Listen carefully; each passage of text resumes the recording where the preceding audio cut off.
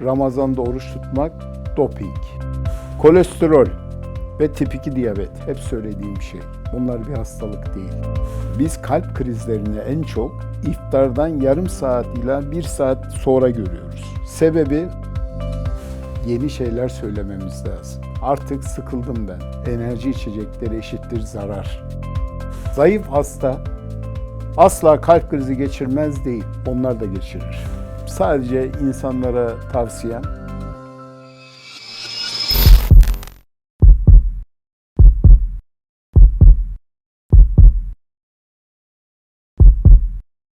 Kolesterol ilacı kullananlar ne yapmalı hocam? ya kolesterol ilacında büyük bir kaygı yok, sorun da yok. Kolesterol ve tip 2 diyabet hep söylediğim şey. Bunlar bir hastalık değil. Ramazan'da bunların hepsinin değerleri düşüyor. Tek fark sahur ve iftarda abartılı, zararlı yiyecekler yememek kaydıyla. Eğer onları da olumlu yapar, Ramazan'da yemek yedikten, iftardan 1 saat ya da 2 saat sonra bir de yürüyüş yaparsan, namaz kılıyorsan, teravihi de kılıyorsan aslında vücuduna faydalı işler yapıyorsun. Oruç kalbi dinlendirir deniliyor. Bu doğru bir söylenmiş şehir efsanesi mi? Yo, kesinlikle doğru. Çünkü sen ne kadar az yersen, ne kadar az zararlı şeylerden uzak durursan kesinlikle kalbe faydan olur. Önceden hep bize derlerdi ya yememiş. Bak vitaminsiz kalmış. Ye, biraz ye de bir şey sağlığın yerine gelsin. Şimdi tam tersini söylüyor uzmanlar. Şimdi şöyle, tabii günümüzde obezite patladı. 16 milyon insan obez. Türkiye'de 2 milyon morbid obez var. Şeker hastalığı acayip arttı falan. Ama şu değil, zayıf hasta asla kalp krizi geçirmez değil, onlar da geçirir. Kötü alışkanlığı varsa, kötü besleniyorsa ve hareketsiz yaşıyorsa zayıf kilo farkı yok. İkisi de kalp krizi geçirebilir. O zaman diyoruz ki Ramazan'da kalbin biyolojisi değişiyor. Oruçta bir detoks. Doğru mu? Kesinlikle öyle. 2, dedim ya, mutluluk hormonu ve Zaten maneviyatı güçlü olan insanlarda otomatikman vücuda takviye. Yani sen şimdi enerji içecekleri niye içiyor insanlar? Doping almak için, değil mi? Daha zinde olduklarını zannediyorlar ama tam tersi. Özellikle inançlı insanlara söyleyeyim. Ramazan'da oruç tutmak doping. Çok önemli. Çok net. Peki Ramazan'da bu enerji içeceklerini içiyor muyuz hocam? Güzel bir şey. Çünkü çok vazgeçemeyenler var ondan. Ya bu konu büyük bir acı. Dedim ya, yeni şeyler söylememiz lazım. Artık sıkıldım ben. Enerji içecekleri eşittir zarar. Enerji içecekleri eşittir kalp sağlığına zarar. Her türlüsü zarar. Ramazan'da da içsen zarar, sabahta içsen zarar, akşamda içsen zarar. Ama hocam benim kızım üniversite hazırlanıyor, sınava girecek. Bak, kızımız da sınava girecekmiş. Mecburen alıyor çünkü geceleri uykusu gelmesin. Onun yerine annesi ona bir atom hazırlasın.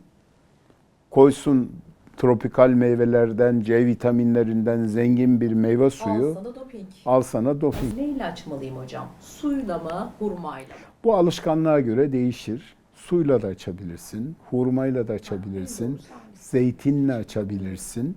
Yani bu tamamen senin. Bazı insanlar ne yapıyor biliyor musun Alev? Sigarayla açıyorlar. İşte bu çok tehlikeli. Ne yapıyor? Yani birden Sigara reseptörlerini... içenler dikkat. Ya sen hiç sigara içen birinin orucunu sigarayla açtığındaki halini gördün mü? Görmedim, anlatsana. Başı Ne dönüyor. oluyor? Başı dönüyor. Sanki Tam uyuşturucu içmiş gibi oluyor. Bir şey oldu bana. Oh, çok rahatladım. Başım döndü. Aslında o rahatlama değil. Nikotin reseptörleri beyni uyuşturuyor. Vücut Birden terör veriyor tabii aslında, ki, farkında tabii değil, ki, rahatladığını tabii ki zannediyor. çok zararlı, inanılmaz. Tiryakileri uyarıyoruz o zaman. Hatta sigara içenlere bir tavsiyemiz olsun. Ya bunu lütfen fırsat bilip sigaradan uzaklaş. Hocam, iftar sofrasında oturuyoruz sizinle. Benim soframda şimdi şey olurdu. Çorba, artı ana yemek, artı pilav, artı bir salata, artı cacık, artı işte pide. Kepekli ekmeği de koyardım. Doğru bir sofra mı? Şimdi sen hiç aç karnına Ramazan'da ya da normal zamanda alışverişe gittin mi? Hep giderim. Dolduğum Bununla bir ilgili şey. bir yayın var. Mesela aç karnına alışveriş yapan insanların Normalde diyelim ki senin aslında atıyorum 1 kilo peynire ihtiyacın var. Peynir almaya gidiyorsun. Eskiden bakkal amcalar vardı. Bakkal amcalardan sadece peyniri alıp gelirdik. Aç karnına markete gittiğin zaman 2 çuvalla dönüyorsun. Ramazan'da da biz bunu abartıyoruz. İnanılmaz alışveriş tüketimi oluyor. Özellikle gıda tüketimi. Tam tersi. Sofralarda da aynısı oluyor. Bak sofralarda da aynısı oluyor. Şimdi normalde sen bir kuru, yanında bir pilav, bir cacık, belki bir salatayla normal gününü geçirebiliyorken Ramazan'da bunlar ara yemek. Ana yemek başka şeyler. Tabii. Yani sadece insanlara tavsiyem Abartmayın. insaflı olun. Değil mi? Amacımızın dışına çıkmayalım. Hani açın halinden anlayacaktık ya. İnsaflı olalım. 2 katına çıkıyormuş hocam giderler zaten Ramazan'da. Ya şimdi şöyle, normalde aile saadeti, o bütün insanların bir araya gelmesi, dost iftar sofraları, bütün paran gitsin önemli değil. Onun vereceği mutluluk, haz bile O yeterli. zaman bana- Ancak yediğin yemekleri bitiriyorsan sıkıntı yok. Ama yediğin yemekleri hem tıka basa yiyorsun ve bu arada da bir sürü de artıyorsa işte orada büyük bir israf var. Sen Ramazan'da orucunu niye tutuyorsun? Sadece sağlıklı Nefsi olayım, terbiye etmek, kalbin açın temizlensin halinden diye değil. Hayır. İbadet için yapıyorsun. Bir yerde sevap kazanmak istiyorsun ama diğerde maalesef haram yapıyorsun, israf yapıyorsun. Bu çok önemli. Bir de güllaç ya da sütlü tatlılar, hafif şerbetli tatlı asla diyenlerdensiniz o. Vallahi ben diyabetle uğraşan bir hasta olarak söyleyeyim. Mümkün olunca tatlıdan uzak durun. Hurma yedik diyorsunuz zaten. Yani hurma bir tane yemekle zaten bir şey olmaz. İçinde magnezyum, potasyum, faydalı mineraller var. Alabilirsin. Oradaki şekeri tolere edebilirsin. Ama sen tutup da ya bir güller, bir de şöyle oluyor. Gittiğin Hafif yerlerde, deniyor hocam, o yüzden restoranlarda ya da gittiğin misafirliklerde tek tatlı yok. Güllaç var, yanında baklava var, yanında sütlaç var, yanında bir... Nuriye var. Hepsinden az az alıp yiyor adam. Ya onu da ama ben oruç tutuyorum. Ondan da canım çekti, bundan da canım çekti, bundan da canım çekti. Sonra ne oldu? Karaciğer yağlanması, insülin direnci, şeker hastalığı. Bu iftardan sonra gelen bir göğüs ağrısı var böyle insanlara. O neyin habercisi?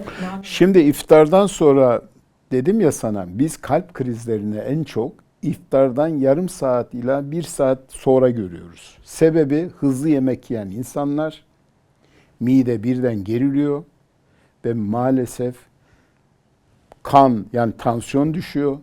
Bütün kan midedeki o yemeği hazmetmeye gidiyor. Çünkü mide çok kanlanan bir organ. Oradaki yemeği sindirecek ki boşaltacak.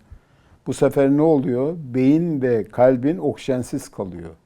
Dikkat et, ağır iftar yemeklerinden sonra bir bakmışsın Ahmet amca oturduğu yerde uyumaya başladı. Giriyor, çöküyor vücuda. Bunun sebebi Ağırlık. insülin Direnç. tepelere çıkıyor ve senin uykun geliyor. Yani tabii ki şekerin yoksa karbonhidratı kararında yiyebilirsin ama abartmadan.